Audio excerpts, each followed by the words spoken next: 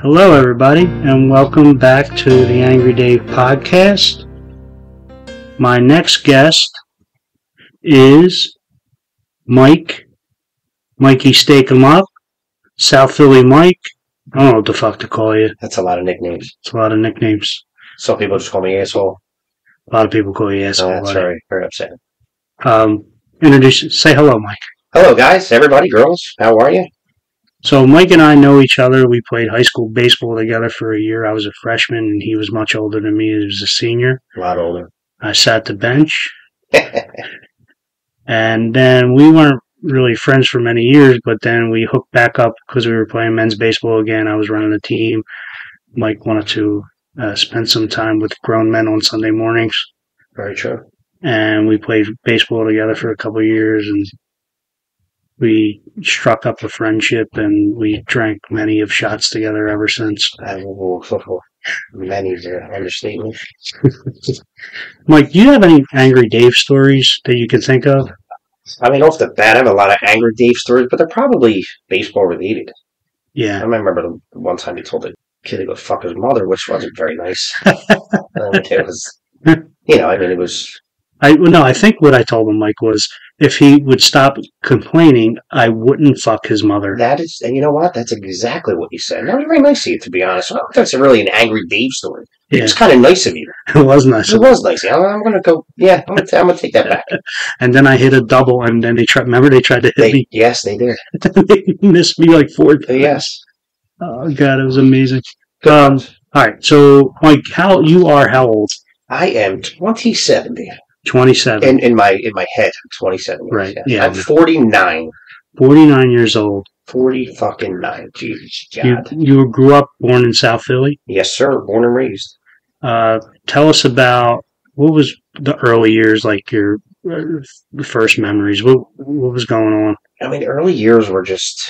I listened to Mikey Bright's story. Back in the day, South Philly was just different. I don't know if it was because of the people or the older generation that are, probably all dead now. But, yeah, my grandmother and her girlfriends would sit on the step all night, all day and all night long. Yeah. So I was, 8, 9, 10 years old. I would just leave my house 10 o'clock in the morning on a bike, during the summer, not during school. Right. You'd want a bicycle or skateboard or a scooter, and I'd be out till 5 o'clock, go home, have dinner, and go back out. But back then, you could do that. You have to worry about anything. Because if you did something wrong, your neighbor would come out and smack you in the face. Yeah. And go tell your parents. And, and that was okay back then. Right. So, back then it was just, I don't know if it was an easier time. I just think it was I don't even know if I could say it's a better time, but it was just different. It felt simpler, right? It did. A lot simpler, yes. Absolutely. You have a first memory? First memory... like earliest memory? Like as far as what? I don't know. My earliest memory... Yeah, my earliest memory is being 4 years old and shitting in a tub. But That's impressive. But other people might have more normal memories. I don't know. Yeah, my first memory, I guess... I remember telling my mom I had a boner, and it was weird. I remember it very vividly. It's weird. It's weird how you remember some things, but yeah, I clearly remember that moment, and it was very awkward. So it would probably. How old were you? I don't know, 17, 18. Now I was young. I was probably, I don't know, when you get a boner. I don't know. 5, 6, 7 years old I was. I don't know. Nicholas, hold your ears. Can you hear me, Nicholas? Yeah, he can hear you. Little Nick is here. Thank God Nick is here because he saved the podcast. Yeah, I was spending 15 minutes trying to figure out why my microphone didn't work. Not plugged in? Wasn't plugged in. It's hard to work when it's not plugged in. Very hard. So tell me, with my penis. So what was those early years like? Tell me about home life. Like, what was the neighborhood like? The neighborhood was good. It was good when I was a kid, younger, 8, 9, 10 was really good. Again, you just went out. You went out during the day and you just played with your neighbors. Everybody had I want to say 3, 4 kids on the block that you were friends with. You went to their house, they came to your house, you had dinner at their house, back and forth. Yeah. I had a good childhood. I mean, as a kid, it was fun. It was a lot of fun. And you have, what's the siblings? You have 2 older brothers and a younger sister. Yeah. Right. So, and your oldest brother is how much older than you? Tommy's 55, 54, maybe 55, And then your next brother, 53, 4. and then your sister was like 48. Sister's a couple of years younger, yeah, 48, 47. 47, 48. Yeah. She's a year older than me. We went to the same high school as well. So what was school life like back then? School was, I mean, I wasn't a good student. So, you mean like middle school? Yeah. Kindergarten, actually, I look back and I said I was a bad kid, but I really wasn't a bad kid. But grade-wise, I was not a good student. So, third, fourth grade was pretty difficult for me. I guess I just wasn't, I don't know if I had ADD back then. I just couldn't pay attention. Yeah. So I went to Girard, and my main focus was just going out and playing. Like, I loved recess. So I was a C, D student in third, fourth grade, which is, not very good. And any crazy memories from back then? Not really crazy. Again, besides Johnny Ganone, which you're going to have on this podcast pretty soon. Yeah. He was probably the craziest fuck that I can good memories that from him. So give me an early John Ganone story. Early John Ganone story. I'll tell you in Girard. I have now Johnny went to Girard. I knew Johnny since kindergarten. Actually, before we were best friends as kids. We lived a block. I lived on 19th and Mifflin. Johnny lived on 18th and Mifflin, so we were close. So we went to Girard from kindergarten to fourth grade, and then we went to Gant together. I think Johnny left in. I don't know if he got thrown out in sixth grade, seventh grade. He got thrown out. One of them years he got thrown out. But one of the memories we were at lunch and we were in the bathroom, and I just told you the story actually. Yeah. And Miss Pinto was our aide. We had a lunch aide. Everybody went up to the recess, and they were outside, and we were inside in the bathroom. And John was like, "Watch this." I'm like, "John, what are you doing?" Yeah, we're again third, fourth grade. 10 years old. I don't even know what the age is at that point. Yeah, 10 years old, fourth grade. Yeah. Got to be 60 degrees, sunny outside, and Miss Pinto standing right outside the window. So Johnny decides to just pee out the window. Legit. Just starts pissing out the window. Pisses on Miss Pinto's head. Now, I kid you not. This is a true story. As he's peeing on her head, she's blowing the whistle to tell the kids to get in because it's raining. But it's not raining. Johnny, just pissing on her head. So those are started at a young age with Johnny, but those, back then it was, I don't know, man. He's a sick puppy. What were you like in middle school? What was Mikey like? Middle school, now we talking Girard middle school, we talking fifth grade, eighth grade. Yeah, well, fifth grade, eighth grade, we went to Gant. Yeah. So tell me about like your little progression there. Like, you're starting to come into your own as a little kid. What do you remember about yourself back then? Well, I'll tell you what. Another Johnny Ganone story real quick? Yeah, sure. We were best friends. Yeah. Literally best friends from kids. So at fourth grade to fifth grade, we transferred from Girard. You went to Gant in fifth grade. Right. So my first day of fifth grade going to the middle school in Gant, we had the lineup outside, and they told you, they wrote on the cement, concrete, the tar, whatever, what your room number was. So whatever your room number was, you had to get in that line and line up. And Johnny was obviously in my room because, you went to Gant. It's a small school, so everybody, your friends went, they were in your class. Yeah. And Johnny was being a dick. Like, just trying to be him, trying to be not a class clown, but he was trying to be popular, I guess. Right. And he slapped me in my face. Oh, boy. Slapped me in my face, and I cried. Oh. In recess, in the outside, not recess, we were outside. It had to be 8 o'clock in the morning. It was our first day of school. Jesus. Smacked me in my face. And Johnny he's the funniest dude you'll know, but he has the best heart. Like, yeah, he has the best heart ever. And he slapped me, and I started crying. We were in fifth grade. I was a kid. Yeah. We were best friends. I'm like, the fuck you just slapped me for? Right. And he hugged me. After he slapped me, he hugged me. He was like, he felt so bad. He was like, I'm so sorry. I like, what the fuck, But, so middle school was, again, fifth grade was hard for me. Yeah. I just didn't pay attention. And again, I wasn't a bad kid. Right. I was just, I hung at 18th this night. So I was hanging with kids that were started doing drugs, smoking pot, weed, drinking. I never did none of that. How old did that start? Probably, I was 11, 12 years old. Is that when you started hanging out there? Yeah. And I probably started hanging there earlier because I went to Gerard. So, right. And my grandmother was the janitor there. She was she cleaned the floors and bathrooms. So yeah, I used to hang out there, and we again back then we were out all day long playing, whether it was baseball, hockey, it didn't matter. We were always playing a sport. Yeah. So, so middle school was, again, and when I say bad kid, I mean grade wise. Right. So I really wasn't a bad kid because all the kids. It started out with pot. Yeah. I can remember. They would get in a corner and they would smoke pot, and I'd be like, no, I'm not. I'm not down with that. Right. And then as we got older, progressed to Percocets, and and it just went on from there. Yeah.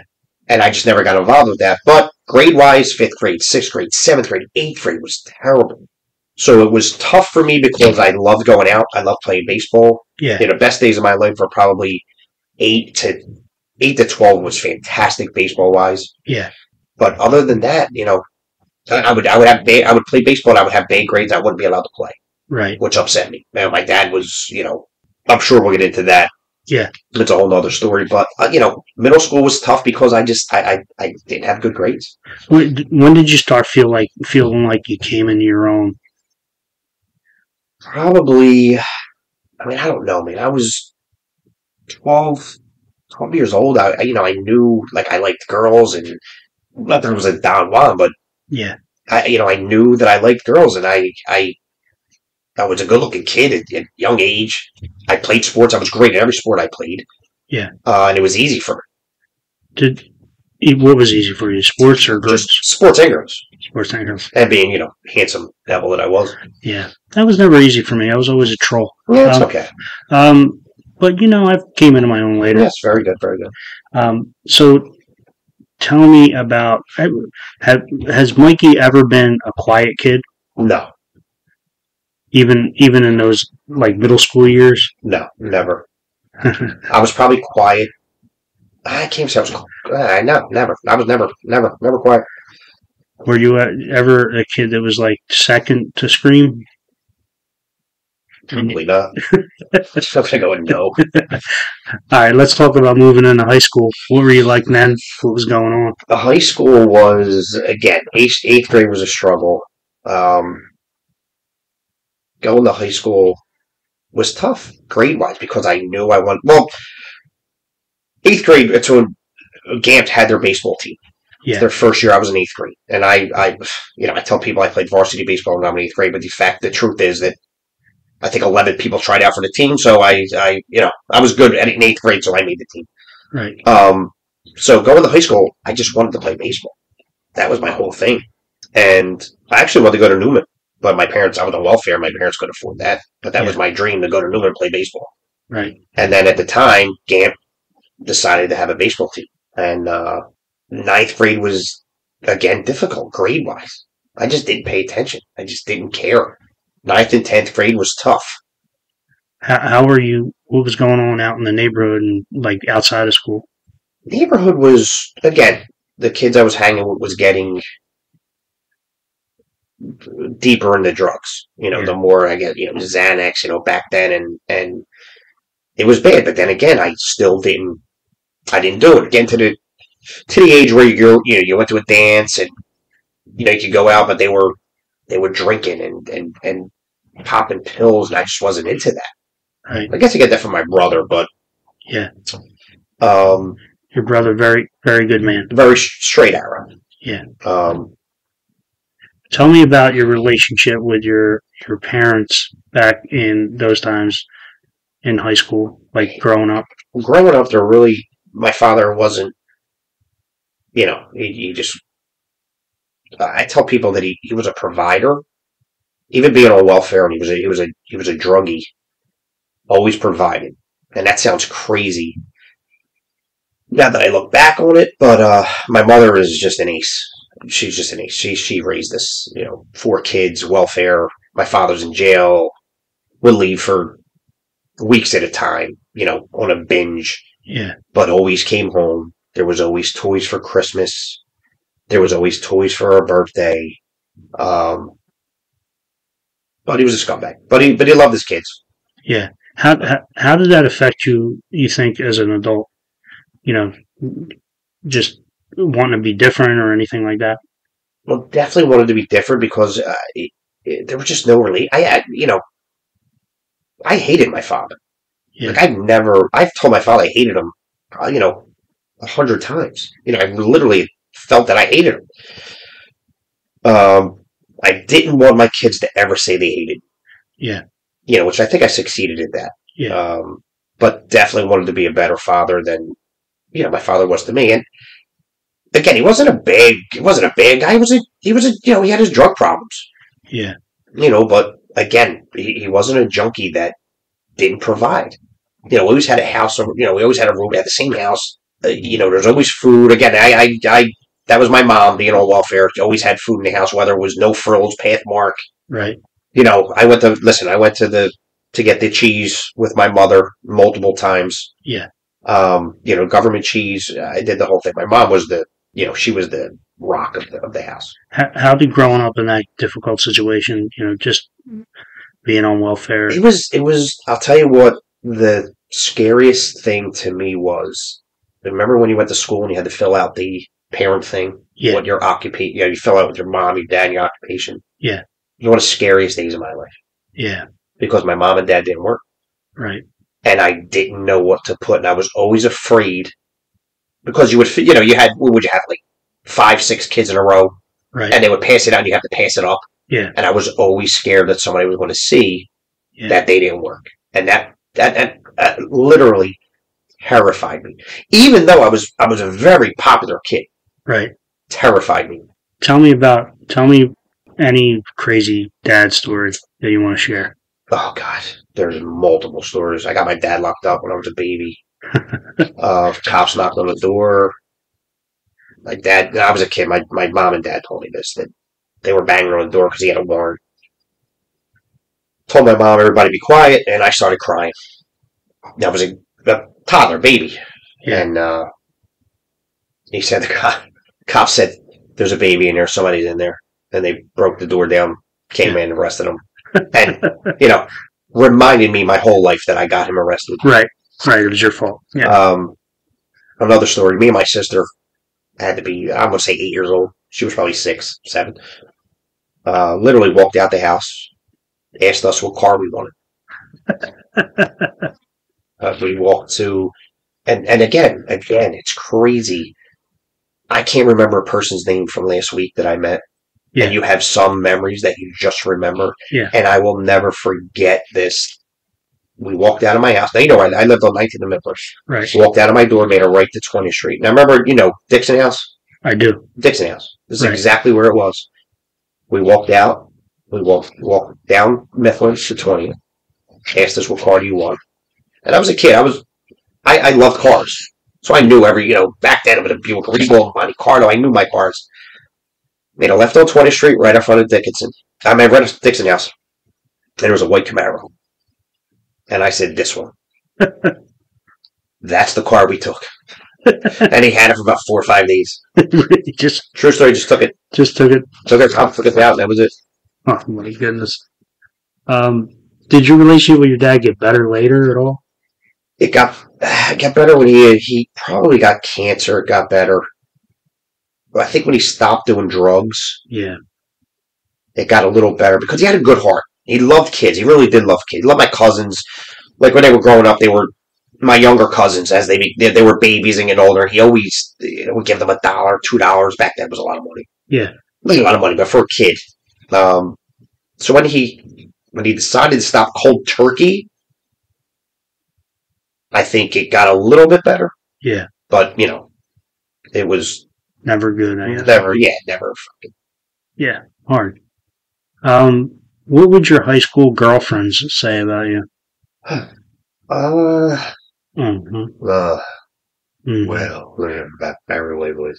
what would they say about me? No. Yeah, not sure. I'm not sure. Not sure. Do you have a few of them? Few. Had a few. We'll leave it there.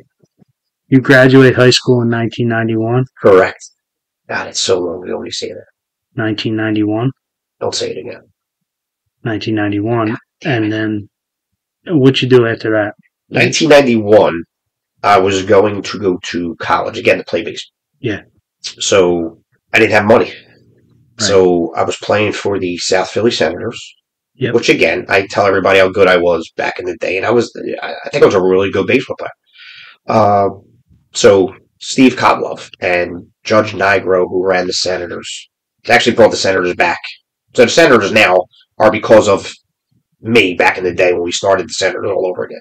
So one day Steve was like, "Hey Mike, what are you doing to go to college?" And I was like, "Yeah, no, I can't afford it." Right. He was like, "Meet me in my office tomorrow."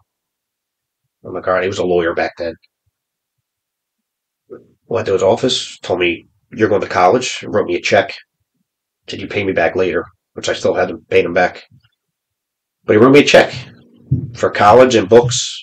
And I went the next day to community college and I signed up and went to college for, which community? 2-year college? 2 years, yeah. I went there for about 7 years. Still didn't graduate. So I went to play baseball at community college. That's where I went. Did you actually play? I did. No, it was really good. The first, you play like there's 2 seasons there. It's like a fall and then a summer. Yeah. And we played, I was Eastern Pennsylvania, like player of the year. I was an all-star. Now again, it's community college. It's not, right. But it was still, I still felt that I was good. I felt that I could have went to Temple or somewhere else if I had a scholarship, but I still wasn't, my grades, I didn't want to go to class. So I went to community college to play gin in the cafeteria and meet girls. That's what I did. Did you go to 2 years? Did you play 2 years?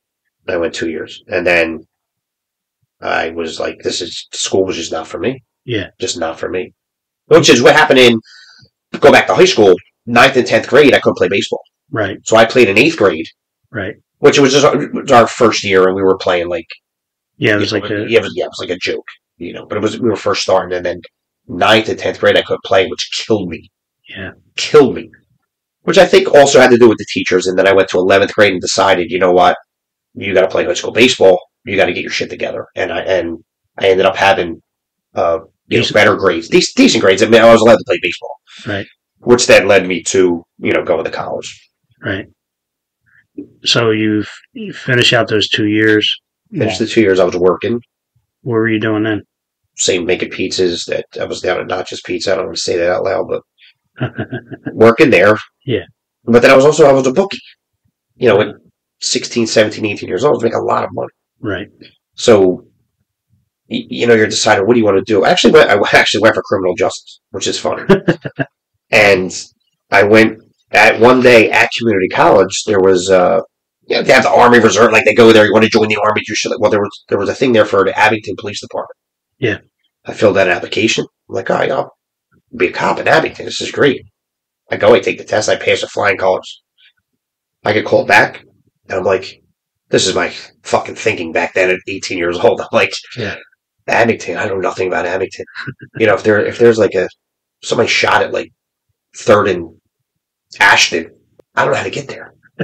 So, not knowing that they were going to, train me on where, it's not like you're in South Philly, become a cop, you're like, there's a shooting at 3rd and Oregon. I'm there in 2 seconds. Right. So I was like, I can't do this. So that went out the fucking window. Yeah. So then I was just working at the pizza place, but I was still making probably $1,000 a week booking. Wow. As an 18-year-old kid. Yeah. And when did you start to decide, what year did you open Stigma? 05. Were you weren't a parent by then, no? No. What was going on around that time in your life? That time, I bought the building in 03. So I'm still working it down that other place. But it got to the point where I was there. I was there a long time. Right. And it got to the point where I was like, I can't work here forever. Right. It started to get scary. Yeah. Because I was like, what do I do? If this guy sells the place, you get to that point where I don't want to be here doing this. It was kind of, I felt like it was my place, right. But I just wasn't the owner and I wasn't making the money the owner was making. So I just decided to, go on my own. In 03, I bought the building, opened it up in 05, and then, the rest is history from there. So it was about like a 10-year period where you're sort of like working and booking a little bit.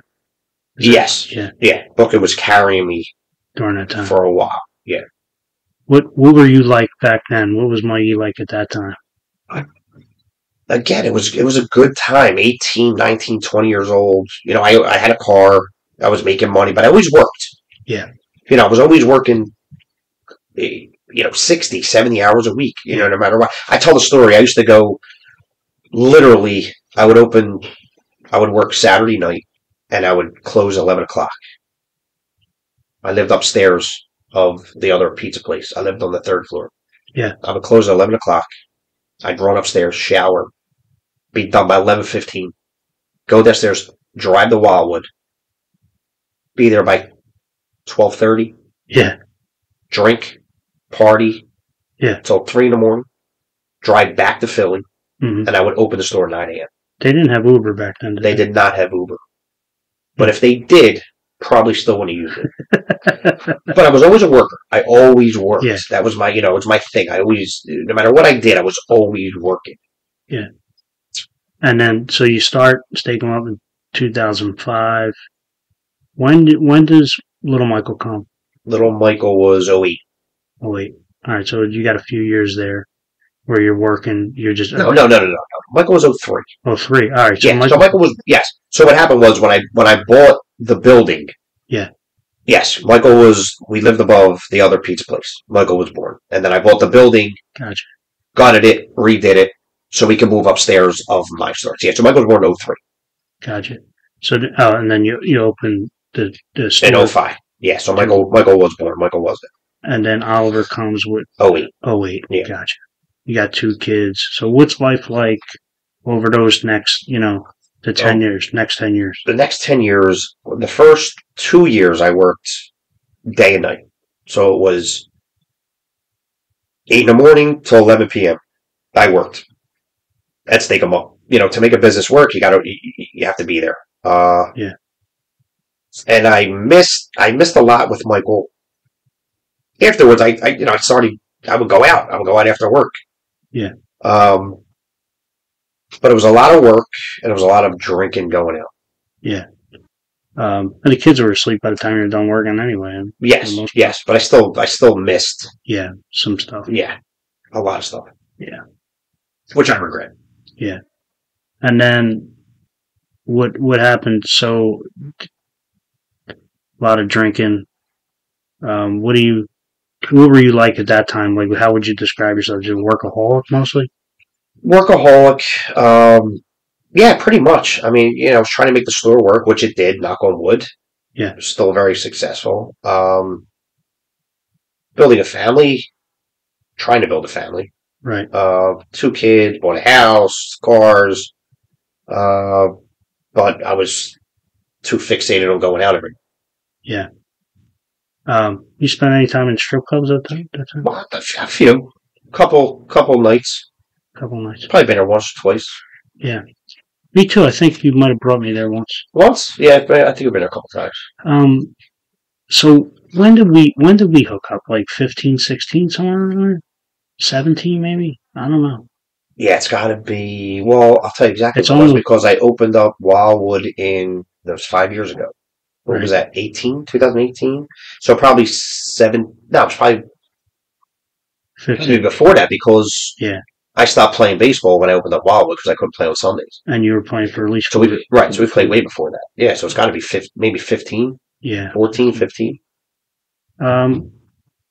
What do you like most about me? Nothing at all. That's good. Nothing at all. That's good. Just really don't like you. I appreciate it. I'm doing this podcast because you asked me, but other than that, you're a good dude. Good people. Good family guy. Thanks. Good guy. Yeah. Do you like when I'm drunk? Love when you're drunk. I love watching you sleep at the bar. Nod out. It's good. It's good. I park my car. It's even better when you bang my car. Yeah, I have had relations with your cars. Yes, you have a couple cars. They might be pregnant, actually. But it was always protected sex. Yes, definitely protected. I never got naked. I'm no John Gano. No, you are not no John Gano. He gets naked a lot.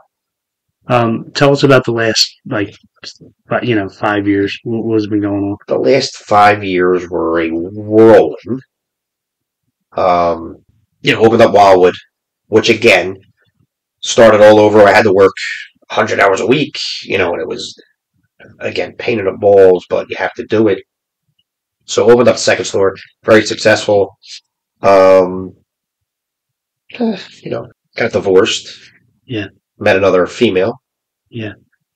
Had another baby. Yeah, baby. Little baby boy, Anthony. You're both. We're both in diapers. Both in diapers. You are both in diapers, yeah. He's headed out of diapers. You're headed into diapers. I am headed into those, yes. We both were going to share diapers very soon. It's amazing. But yes, at this age, fell in love. And that's where I'm at. That's where you're at. So what's in the future? Next 5 years, what's your plan?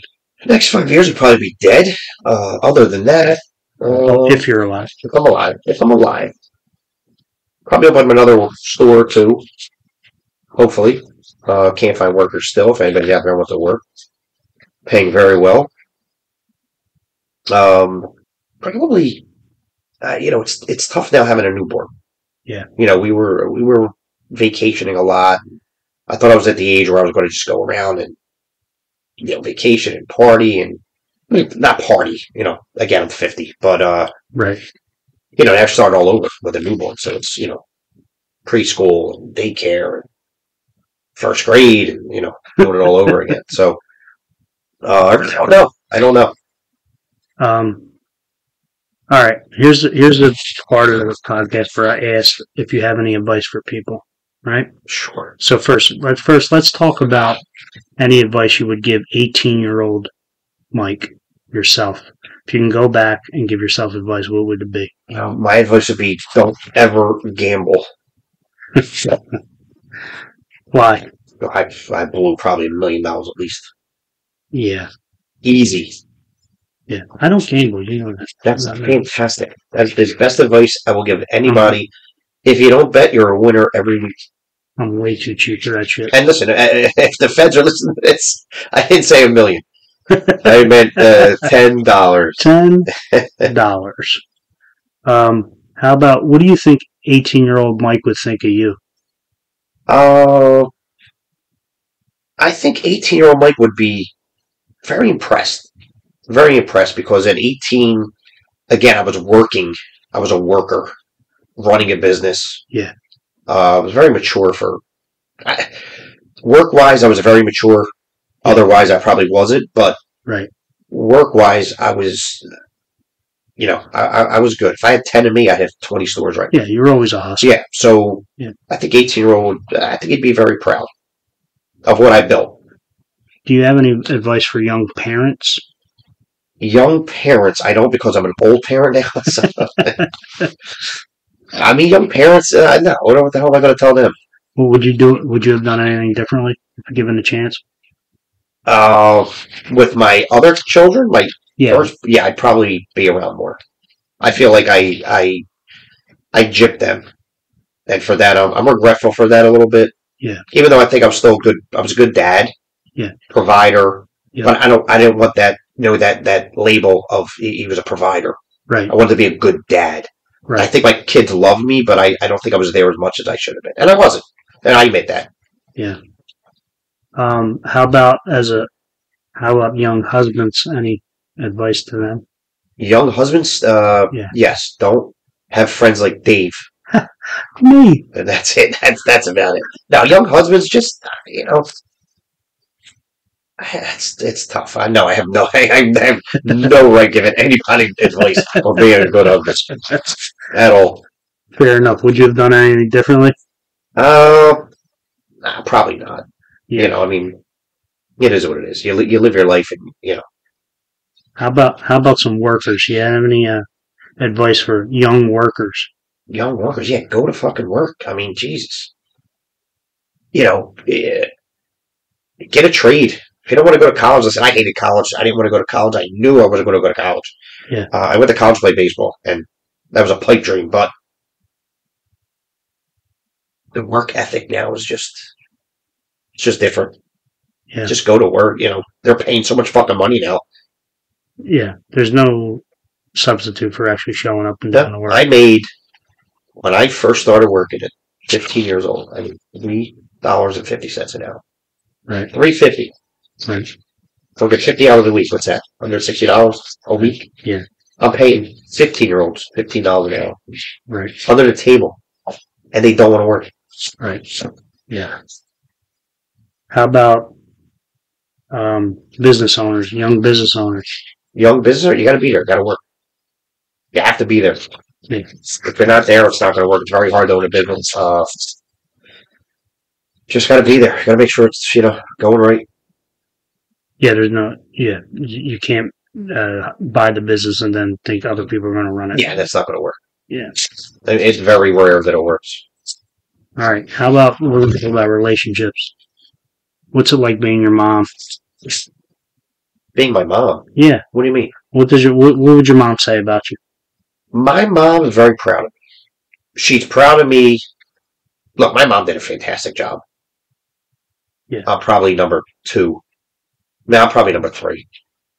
Tommy's number 1. Now, Tommy's mentally handicapped. He's the oldest. Yeah. She probably loves him the most. Chris is. They're either tied or high 2. I'm 3. My sister's definitely 4. But my mom's definitely very proud. Right. She's not proud that I was divorced and did what I did with my ex-wife. Yeah. But she's grown, and she accepts my new family very much. But I think overall, she's very proud of all her kids. Honestly. Yeah, I mean, all your kids did really well. All did really well. Coming from where we came from, yeah, did really well. They did not listen. Listen. So it's funny again. You have vivid memories. Yeah. So in my house on Mifflin Street, we had. I don't know why we had it. It was a wooden. I don't even know who made it. It was a wooden thing in our kitchen, and it was a dog house. Yeah. And we were dogs. Right. And it was Chris, Tommy, yeah, Lori, and Michael. And my name was written in black. And the other one was like a gold or like a white. Right. And they always called me the black sheep. Yeah. So I don't know if they were sheep or dog, but I was the black sheep. Right. But I think they were dogs because it was a dog house. Right. But I was always the black sheep, and I was supposed to be the bad one. My father was Tex. They called him Tex, and they always called me Little Tex. Yeah. I hated that. Yeah. I fucking hated it. But I could see how. Right. They realized that, and then older in life, I realized, I kind of like my fucking father, but not. Yeah. So. Yeah. She'd be proud. She is proud.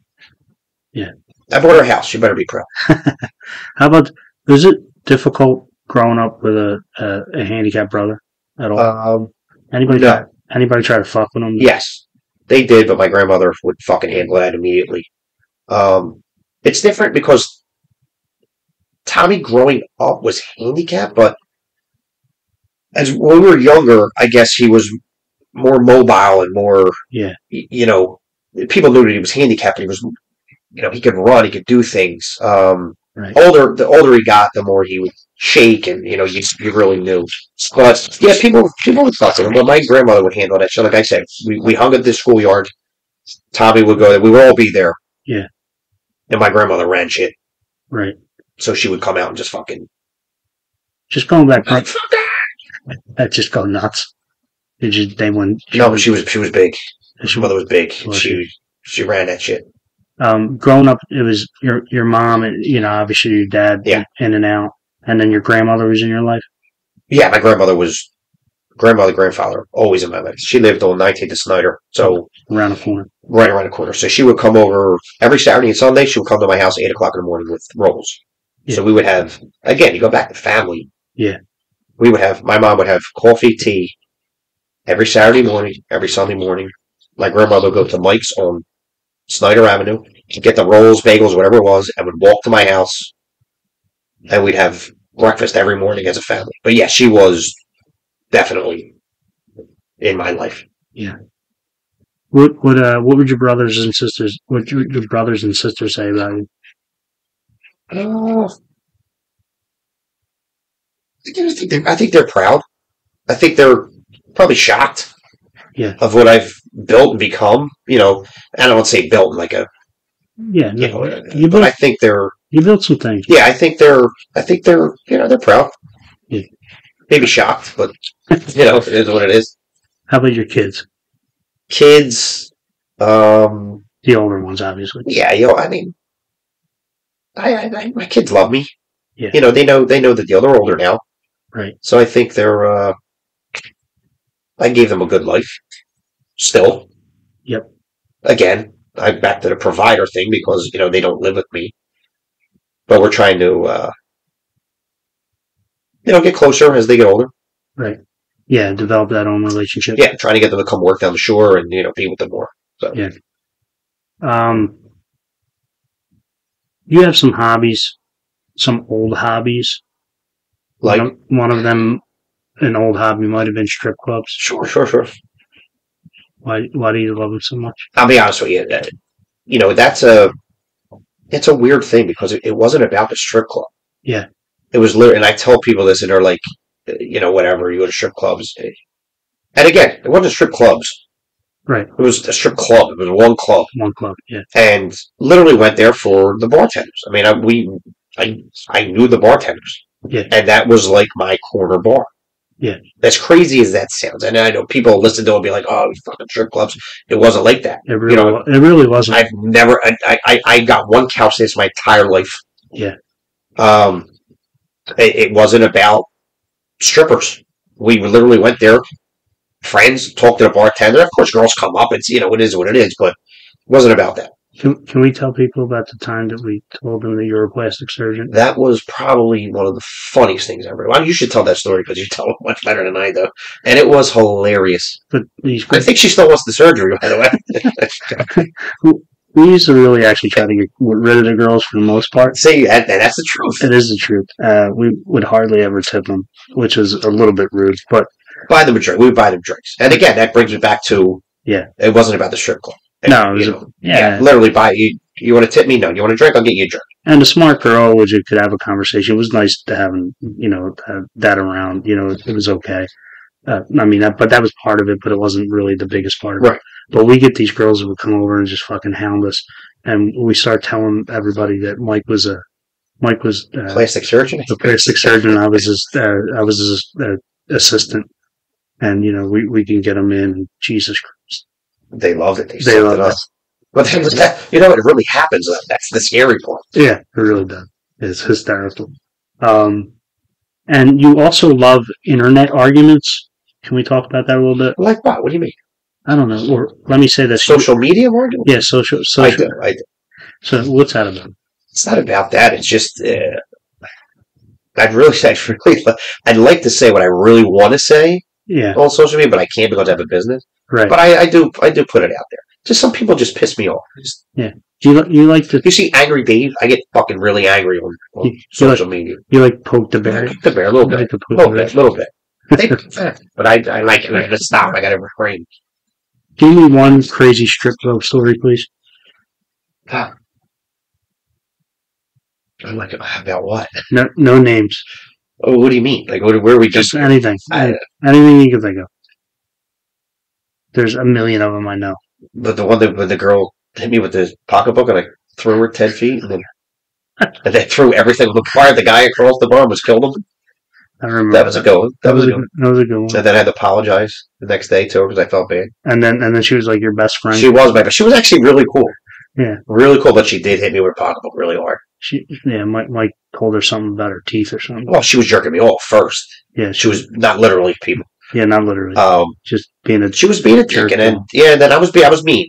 I was mean, but she was being mean too. And then she just fucking whacked me right across the face. Yeah, and I just grabbed her. Yeah. Ripped her up. Like, I didn't hit her. I didn't beat her up. It wasn't like that. But I was fucking mad. She hit me.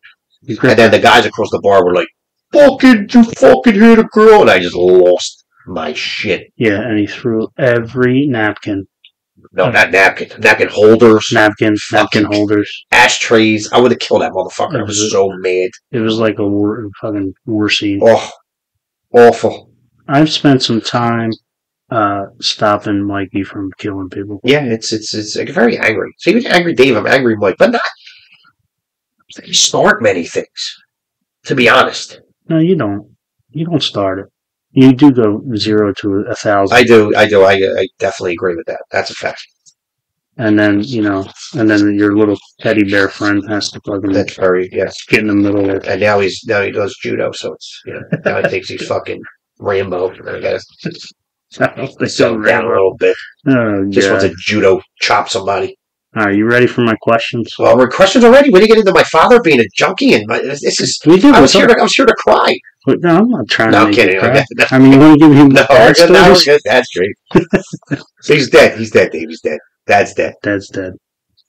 Yeah, my dad's dead too. Yeah. Mikey's dad's dead too. Yeah, Mikey's dad is dead. We used to break his balls. Yeah, his dad was alive. His dad was dead. Well, yeah. Yeah. I hope your dad's dead. All right. First question. I got to think about these. These are tough. All right. It's the Angry Day podcast. What makes you angry, Mike? It makes me angry, stupid people. Explain that. Just like, oh God, I don't even know what to think about. I get angry now, and it's scary. Road rage is a scary thing, and I'm that guy that has to, like, I literally now stop myself because somebody could really just shoot at you for no reason. Yeah. But when I'm driving on the highway and you're doing 39 in this passing lane, makes my fucking blood boil.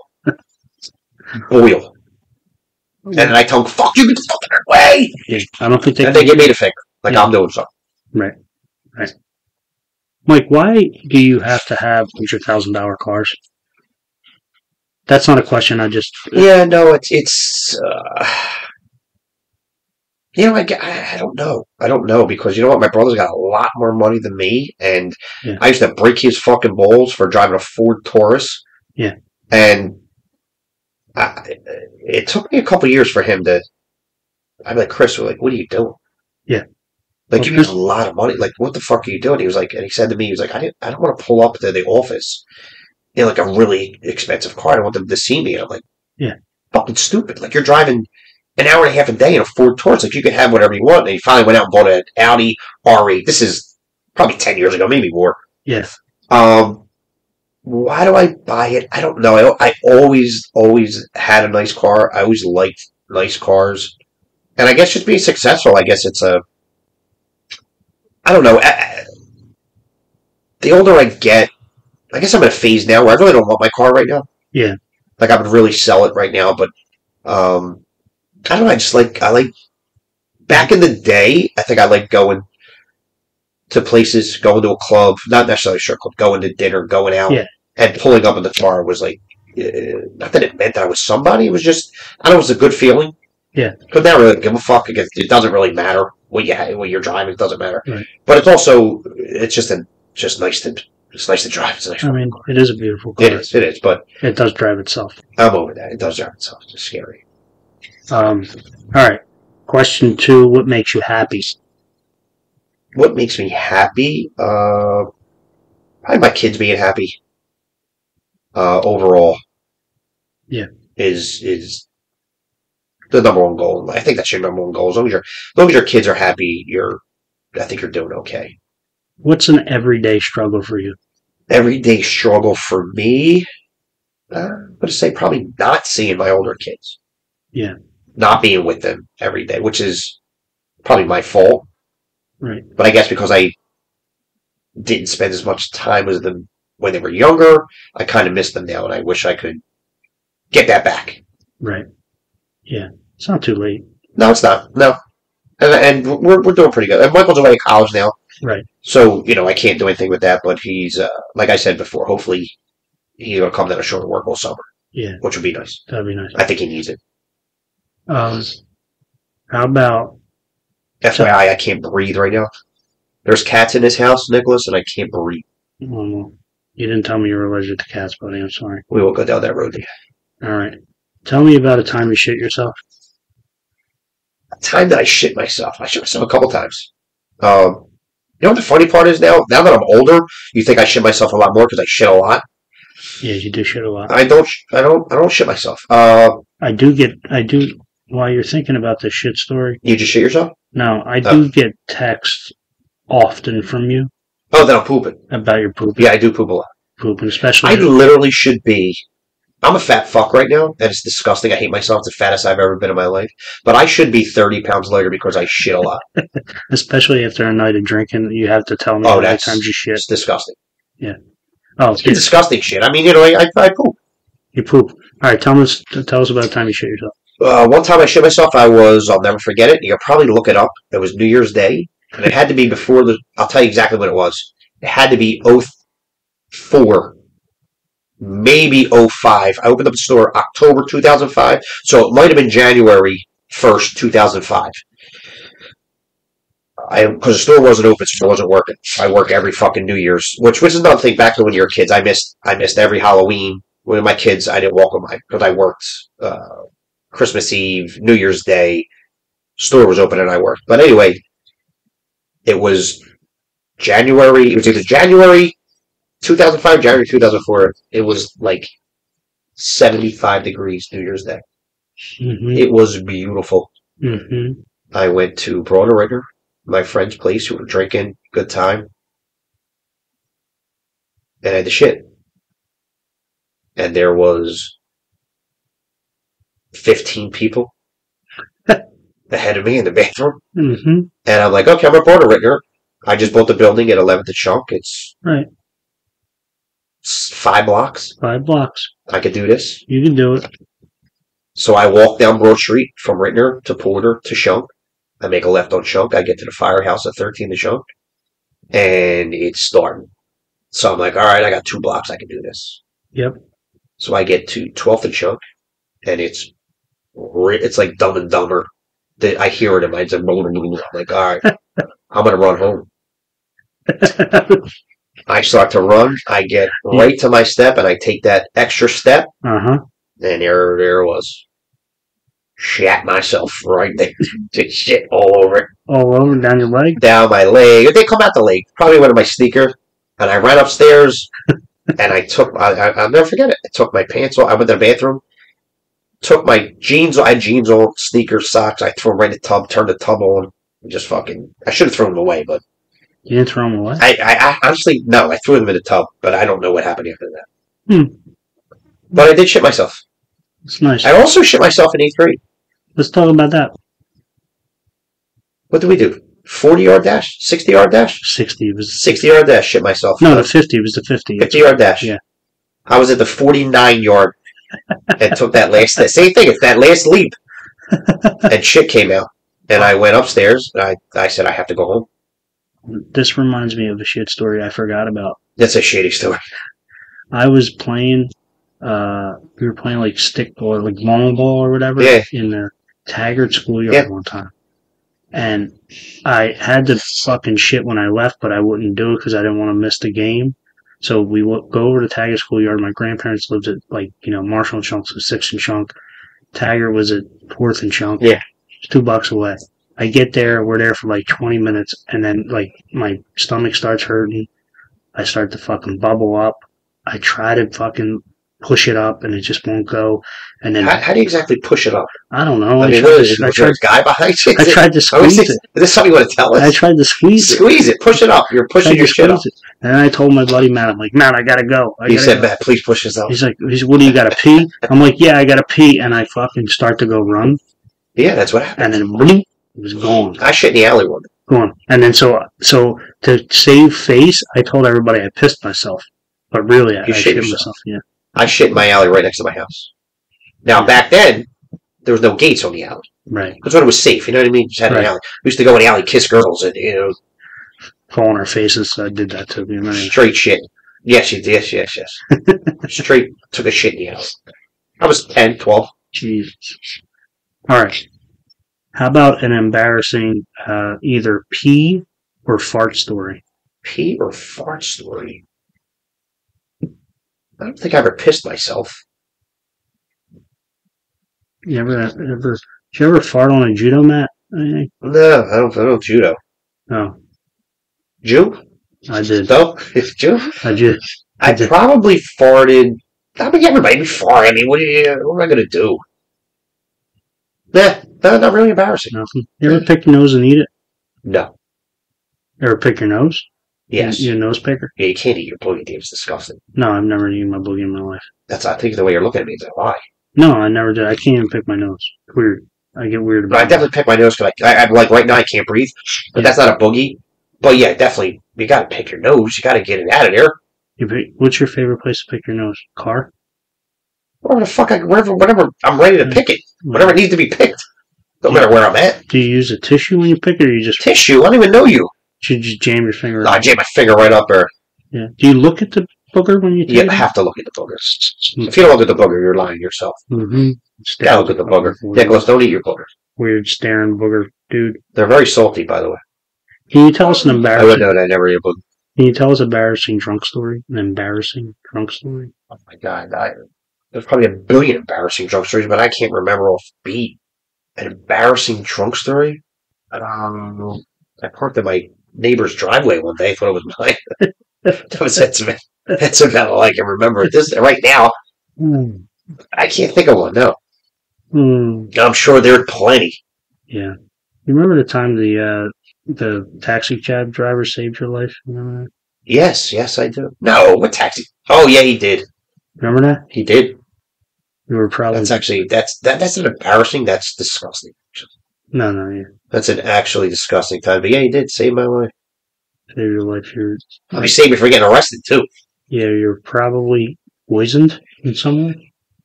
Poison might be an understatement. Yeah. That was a bad night. All right, we'll move on from that. Good, thank God. All right, I think we're on 8. What's the best mistake you ever made in your life?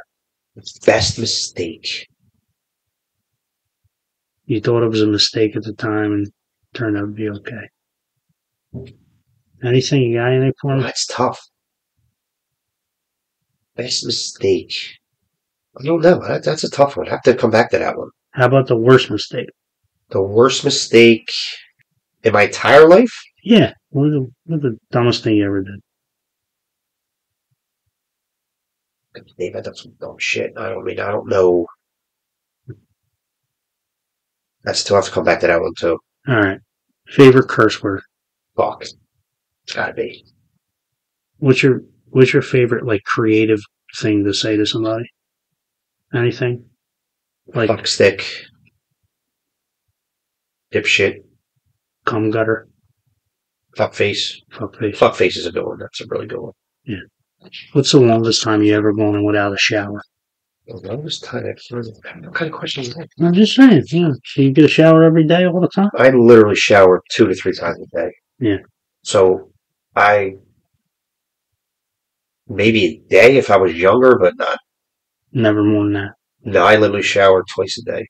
What's your favorite type of porn? You know what? You're gonna think I'm crazy. I don't watch porn. I never watched porn. Now, when I say never watched porn, I've seen a video or two, but was never into porn. Never. Are you a communist? No. But I've never, in my entire life, I'm 49. Yeah. I may have watched, this is a true story, I may have watched 4 minutes of porn. 4 minutes. 4 minutes. Total in my entire life. I don't Google porn. I don't watch porn. Even when I was younger, I have porn tapes. I never watched porn. I guess because I just had a lot of women when I was younger. Yeah, a lot of women. Girls, not women, girls. So I'm being honest. I never watched porn. Yeah, the first porn video I ever remember watching. Now, like Channel 78 on like cable. Yeah. Well, yeah, I used to. For like a minute, Used to back and forth. Yeah, 77, 78. Yeah, if you go back and forth real quick, you could like. Yeah, but it really wasn't like hard porn. So I really don't. I'm not into porn. The first porn I ever watched was I got a video I stole from my dad. Was E.T. the extra testicle. Oh, that's pretty fucking good. So you had 3? It's 3. 3 testicles. That's impressive. Any really embarrassing moments that you can think of? Like your most embarrassing moment? No, I can't. I have no clue. Not really embarrassing. No. No, nothing. Not that I can think of. Have you ever walked in on your parents having sex? I did. Let's talk about that. I was young, maybe 8 to 10. Walked in and walked right out. Don't really remember. Remember seeing my dad on top of my mom, but it wasn't. I didn't really see anything. Yeah. Did they ever talk about it? Did they see Never. you? No. Yeah, they definitely saw me. Yeah. And it was just straight open the door, walked in. You know what it was back then? Like, I never. Again, my dad wasn't home that much, so, it really wasn't. Walking into my parents' room, when I say parents, walking into my mom's room, I would just walked in. Like, it wasn't, and it's weird because as a parent now, even, being a parent for 19 years, I never not locked the door. Right. Like, my kids never walked in. Yeah. There was nenever a time that they could ever walk in. Yeah. Even now, it's just. So back then, I guess. I don't know. It's weird. Yeah, I never walked in on my parents, but I used to hear them. I wouldn't hear them either. Yeah. How about, did you ever get caught? I never got caught. I got caught. My father caught me in the bathroom with a boner. I was in the tub. I was jerking off though. I was probably, again, I was younger because he really wasn't around when I did. I almost got caught with my second girlfriend. Yeah. Her dad walked in. Ooh. And it was close. That was a scary. It wasn't a little bit of an embarrassed moment, but It's scary. I was fucking petrified. Did he know? He just didn't know. He thought. I'm sure he thought. Yeah. And again, we weren't like upstairs. It was on the living room floor. He was supposed to be playing basketball. Were you? And we heard the door keys jiggle. Yeah. It was fucking scary there. I just did a podcast with my buddy Steve, and he had sex in his mother's bedroom. That's crazy. But at what age? At like 16. Yes, I mean, well, where was his bedroom? Fucking right next door. Yeah, that's kind of weird. Weird. I got a crazy story. Yeah, give it to me. Crazy fucking story. I want a crazy story. So, I'm seeing this girl, probably, let's see, 19, 18, 19.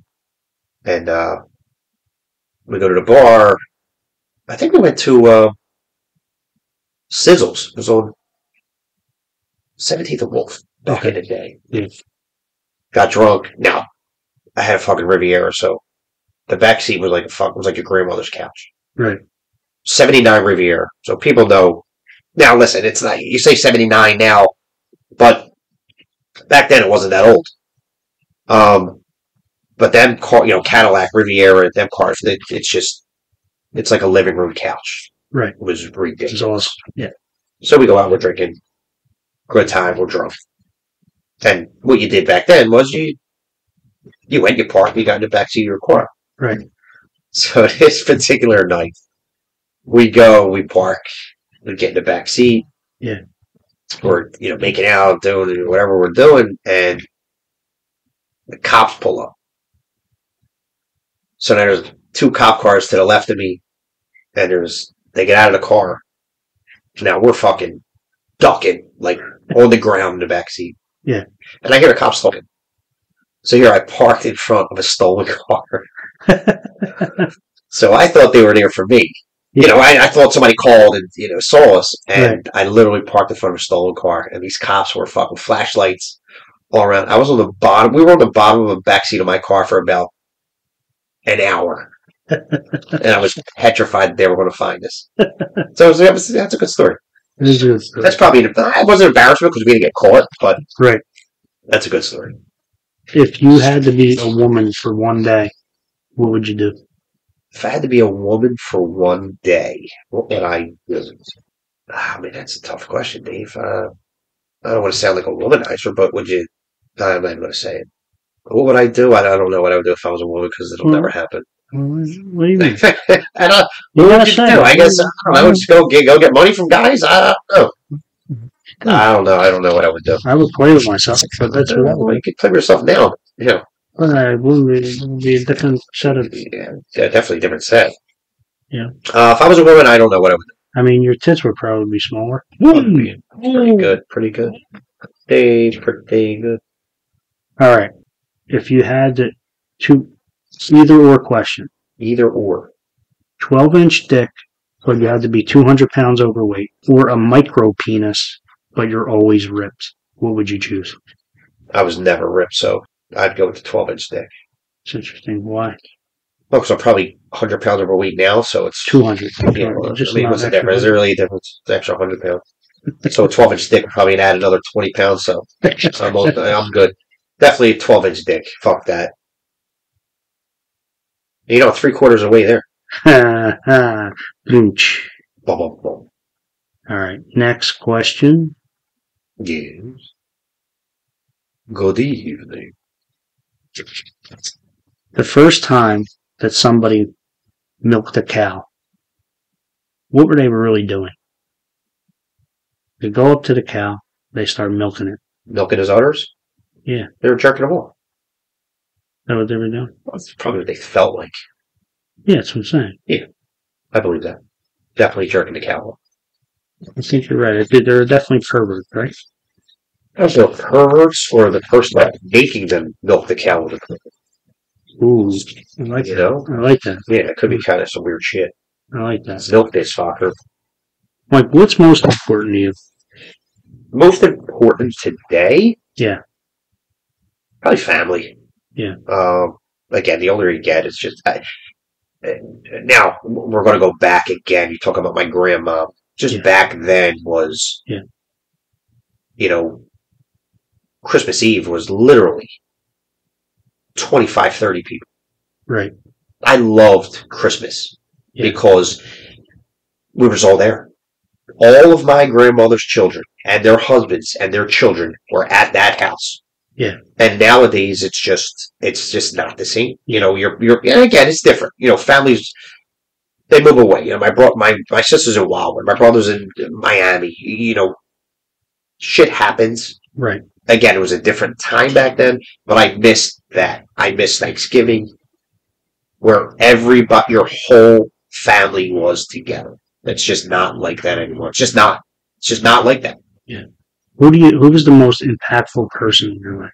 Most impactful person, probably my brother Chris. He probably doesn't know it. But again, growing up with a father that just did drugs daily. Yeah. Friends that, I mean, I have friends that died, you know, from doing drugs. You know, they died. And him just not going down that road, I probably looked up to him more than he probably knows. I probably looked up to him and not wanted to be like him, but just didn't go down that road that I could have easily went down. Right. Which everybody thought I was going to go down. Can you tell me why you like Crown Royal? I hate Crown Royal. It is an awful tasting alcohol. I actually hate whiskey, but I've probably tried every drink that there was, and I don't mean like I'm not an alcoholic. I don't drink every day. No, I drink every night. But you know, I had my Sapphire tonics. I did vodka, claw. You know, I did all that. I got bored of it, and I just started doing shots. I actually started out with VO. Started doing VO whiskey. I would just do shot. Then it went to Crown Royal, and but I really don't like the taste of Crown Royal. Then why do you make me as miserable as you? Why do you do that? I don't think it's miserable because I think you can't taste it after like the 15th one day. It's true, you can't. But you know, then we went to Peach during COVID. That was a fucking fantastic time. Well, we didn't do anything during COVID, Mike. We stayed in our house like everybody else. Is that what we're going with? No, we're not. Okay, good, because that's not what happened. we did get chased off of corners a few times. Yes, we did, and it was fucking fantastic. Yeah. Cases of peach crown, which I can't do anymore anyway. That's actually that's what happens. I just drink so much of it that it makes me. I just don't like it, but I don't like Crown Royal. Just like I loved brandy, blackberry brandy, yeah, which was my fucking. I loved it until I threw up one night all over my white brand new carpets. Yeah, and I never drank them again. Just like I drank Rumplemints. Probably 1993. Rumplemints, huh? New Year's Eve. Mm-hmm. I used to hang at 16th and Jackson. I had my Buick Riviera again. because the backseat was so comfortable that I threw my guts up all night, missed the parade the next day. Rubber mints is something I'll never do again. Blackberry brandy.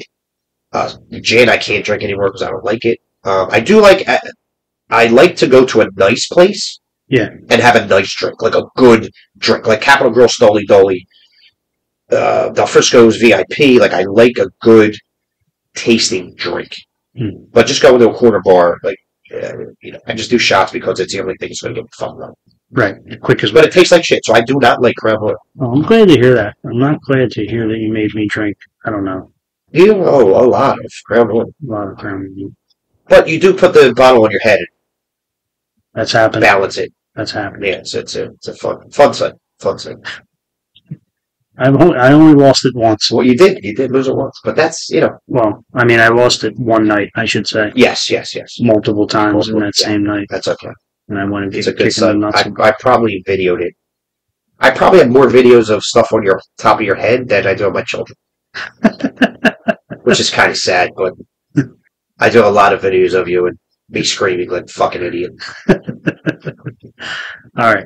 Last two questions. What do you want people to remember you for when it's all said and done? Remember me for when it's all said and done. That I was a fun guy and not a mushroom. I mean, like a real fun guy. That I was a good person. I don't know. I tried. Like, I believe that I'm a good person. I don't like evil. I don't like bullies. I don't like people that do fucked up shit. So I, kind of just want to be remembered as somebody that just that did the right thing, but tried. Yeah. I'm a good person. I'm a good person. I like to help people. Don't get me wrong. I've done some fucked up shit, but I never really meant to hurt anyone. Right. That's nothing. But I people remember that. You know what? He was a dick sometimes. He was an asshole, but he was a good He was a good guy. He was a good person. If God exists and you reach the pearly gates, what would you like God to say about you or say to you? We're out of Crown Royal. That would be fucking fantastic. That would be fantastic. Thank you, Lord. I don't like Crown Royal. Please. You got anything else? You want to plug anything? No. Go to Steak 'em Up. Go to Steak 'em Up. 11th at Chunk, South Philly. If you're in Wildwood, Boardwalk, 17th at Boardwalk. When's Boardwalk open? End of May. End of May. Yeah, our 5th year. If anybody needs some work, oh please, I need a fucking pizza guy. If you want to make $1,000 a week, $2,000 a week down the shore, and you want to make fucking pizzas, give me a call. Yeah. Experienced. You didn't have a fucking easy bake oven when you were 10. I mean, real experience. You can make pizza and a really good grill guy, cheesesteaks, burgers, chicken. Give me a call. We can talk. Yeah, because Mike doesn't want to work during. I don't want to work at all during the winter and spring. Yes, he does work during the summer. I do. Although last summer I took off a lot. Did you? But I deserve that. You do. During the day, I went to the pool during the day. Maybe we'll go on some jet skis or something. Probably not. Probably not. I'll probably be at the pool. You should come to the pool though. The pool? Fun times. You know what's at the pool?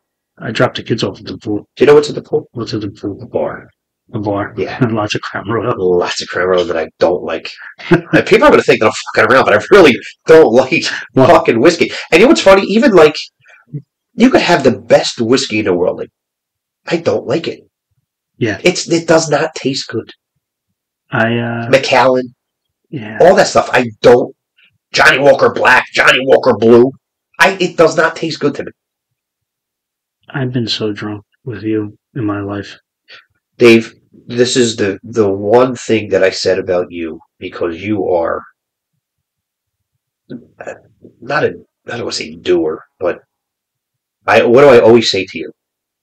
I'm glad I don't do heroin. That's exactly right. Not you, me. I said, thank God I don't do heroin, because you would just be like, okay, Dave, Mike, I'm not doing shots. I'm not doing shots tonight. All right, Dave, you got it. No, I'm serious. I'm not doing shots. You got it. Can I get 2 shots? All right, I'll do a shot. And I would say, Dave, thank God I don't do heroin, because you would do heroin with me. Well, when I get drunk, I make dumb decisions. Yes, you do. We all do. You make I don't want to say dumb decisions, but you make some pretty dumb decisions. Yeah, maybe we'll talk on another podcast about those. Yeah, we should probably. When my kids are 32. Yes. Nothing bad. No. Funny. I got some good stories. Yeah, we could save for later edition. 2.0 Angry Dave 2.0. Oh, wait till you're 50. Angry Dave 5.0. Wait, can we tell at least one story involving someone else and blood? They showed up at your store bloodied. We don't have to. Sean, yeah, Sean, he don't care. He don't give a fuck. No, we don't have to give last names. No, we don't have last name. Yeah, Sean, we were out one night. I couldn't get in touch with him. And I'm texting him, calling me, he ain't fucking answering his phone. So I go to work, and that's why I just opened, probably stake him up, probably 05, 06, 07, something like that. And literally, he's not answering the phone, and he walks in my store, and there's blood. I mean, head to toe. His shirt was covered. He had a white shirt on, covered in blood. And he walked in the front door, and I just fucking started laughing. And I mean, to this day, when you go to the store, you can ask Lauren. And you go and ask Lauren what happened when Sean walked in with a bloody shirt. And she will literally tell you, this fucking jerk-off was hysterical laughing. And I mean, I was hysterical laughing at him. And it was the next day, right? The very next morning. And I'm like, Sean, what the fuck? He's like, I crashed my mom's car into a ditch. Fucking 95. He's like, and I was in the hospital, and they just ripped all the shit out of me, and I just ran out because the cops were looking for him because it was a DUI. Jeez. And he came in the store, and I just fucking dying laughing. When you see Sean, you could get him and ask Lauren. When you see Lauren, ask her because my workers were so mad at me because I was laughing at him, and he was literally covered in fucking blood, but it was fucking funny. It was a funny fucking time. All right, man. I think that's enough for today. Yeah, this was good. So what do we do? We're going to go do shots now? Probably we'll do some more shots. This is a great idea. I'm thinking Nick's roast beef. Nick's roast beef? We can do some shots of Nick's roast beef. You sure can. All right. And I could probably lose weight eating some sandwich. All right. Well, Mike, thanks for doing this. This was fun. I'm glad you did it. I'm glad I did it too. I do love you. You're my buddy. Love is in the air. Should we go with 2-part Gant vocals out right now? Yeah. Love is in the air. Everywhere you turn, boom, boom, boom, boom, boom, boom, boom, boom, boom. I'm not going to lie, that sounded pretty fucking good. Mike can be found in various bars playing the jukebox with the juke. The juke. You want to know why? Because I'm a jukebox hero. And screaming, but in tune screaming. Yes, very in tune. Jack Carr would be very impressed. Yeah, always in tune in South Philly bars. He is. Near you. On any given. Not as much, though. Not as much, though. No, you're like a... Listen, the best thing that ever happened in my bank account were two things. Me meeting Grace. You meeting Grace. No more strip clubs. And the pandemic. Pandemic was so good. The pandemic. I just spent no money. And I need another pandemic. We need a pandemic every 4 years, I think. And then I'll keep buying houses. Yeah, that's a good idea. I bought a second house because I saved money. Not going out with me. That's a true story. It is a very true story. All right. Sad. I'm very sad. All right, let's go get a sandwich and booze. All right. Until next time. Oh, the next one we're going to have like a round table. Is that what we're doing? We should do that. We're going to be with Johnny Gadone and Mark. We have to do that. I have to be there for that. All right, we're going to. I won't intervene. I won't be like a. Yeah. Won't be like Angry Dave and Mike's podcast. I just want to be there to. All right. Little tidbits. Well, soon enough. Yeah, soon, probably in the next couple of weeks, I'm going to have, because we're going away. Friday. Yeah. And this podcast probably won't be on. Afterwards, yeah. Yeah, but next couple of weeks, I'm going to get John on. I'm going to get Mark, some South Philly fucking crazy people. Yeah, good times.